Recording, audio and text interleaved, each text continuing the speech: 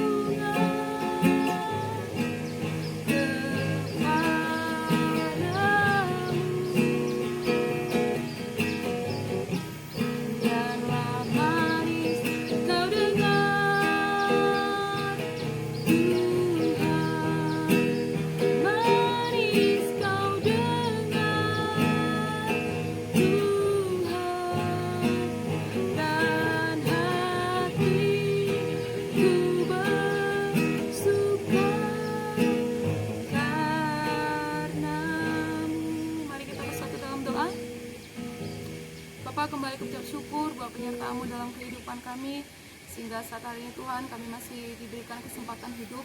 Dan sebelum kami memulai segala aktivitas pembelajaran daring kami Tuhan, kami akan membaca sebagian dari firman-Mu.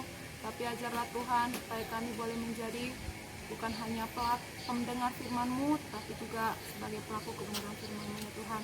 Kami akan mulai saat ini di dalam nama Tuhan Yesus. Kami berdoa dan mengucap syukur. Haleluya, amin. Ibu akan ulangi bacaan kita tadi, itu diambil dari Wahyu 15 ayat 1 sampai 2. Ibu harap kalian sudah mempersiapkan Alkitab dan ayat bacaannya. Kita akan baca bersama-sama.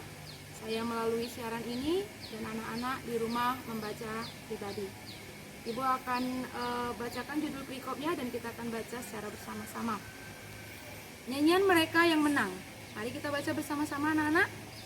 Dan aku melihat sesuatu bagaikan lautan kaca bercampur api, Dan di tepi lautan kaca itu berdiri orang-orang yang telah mengalahkan binatang itu dan patungnya dan bilangan namanya. Pada mereka ada kecapi Allah. Ibu ulangi. Dan aku melihat sesuatu bagaikan lautan kaca bercampur api, dan di tepi lautan kaca itu berdiri orang-orang yang telah mengalahkan binatang itu dan patungnya dan bilangan namanya. Pada mereka ada kecapi Allah.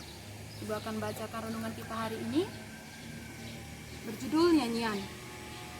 Yudaisme dan kekristenan adalah dua agama yang penganutnya suka bernyanyi, singing religion. Dalam kesempatan apapun mereka bernyanyi. Ketika seorang bayi lahir, dibaptis, bahkan sakit atau meninggal, mereka pun bernyanyi. Sebuah buku sejarah Romawi bahkan menuliskan para pengikut Kristus menyanyi bersama ketika memasuki amfiteater Romawi, tempat singa-singa lapar menanti mereka. Hal itu disampaikan pendeta Joas Adi Prasetya dalam bukunya Menyemai Cinta Merawat Dunia. Ia ingin menegaskan bahwa nyanyian sudah menjadi bagian dari kehidupan orang Kristen.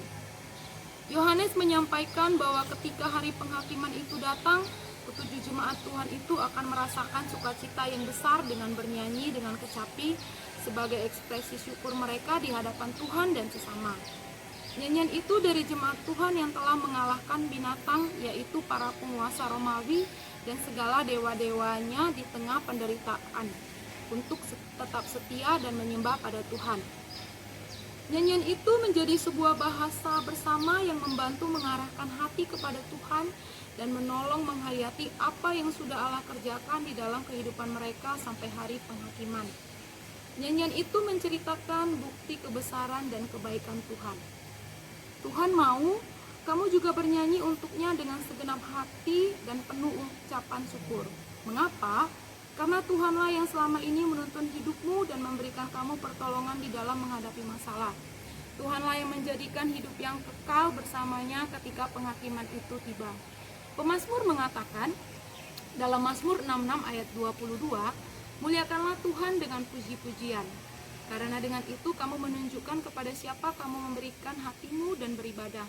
Bernyanyilah untuk Tuhan di dalam keadaan apapun, karena nyanyian itu akan menjadi sumber kekuatan dan pengharapanmu.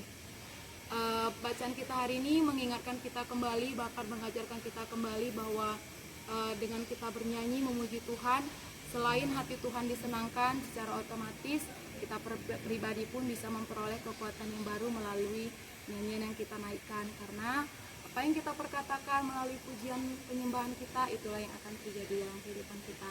Semoga anak-anak bisa memahami perenungan kita hari ini dan bisa melakukannya dengan hati yang penuh sukacita, dengan pujian dan syukur. Kita akan akhiri saat teduh kita. Mari kita bersatu dalam doa. Bapa, kami kembali mengucap syukur buat penyertaan-Mu dalam perenungan firman Tuhan hari ini, Tuhan, di mana kami diajarkan kembali supaya dalam keadaan apapun kami, Tuhan, pada saat hari ini, biarlah kami tetap boleh memuji dan menyembah Engkau dalam pujian dan syukur kami, Tuhan, karena Engkau adalah sumber pertolongan dan pengharapan kehidupan yang baik dalam kehidupan kami, Tuhan. Kami juga berdoa, Tuhan, secara khusus untuk pembelajaran hari ini, biar Engkau yang berkati, baik dari segi teknis maupun kami pribadi lepas pribadi. Engkau juga, Tuhan, yang berkati orang tua kami, apapun yang mereka kerjakan, Engkau yang membuat berhasil dan beruntung, Tuhan.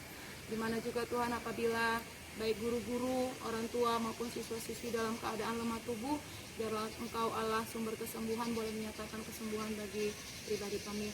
Kami juga masih berdoa, Tuhan, untuk kondisi pandemi yang masih melanda Indonesia, secara khusus untuk Kota Jambi, Tuhan, biarlah Engkau yang memberikan pemulihan sehingga kami, Tuhan, boleh kembali melakukan aktivitas normal kami.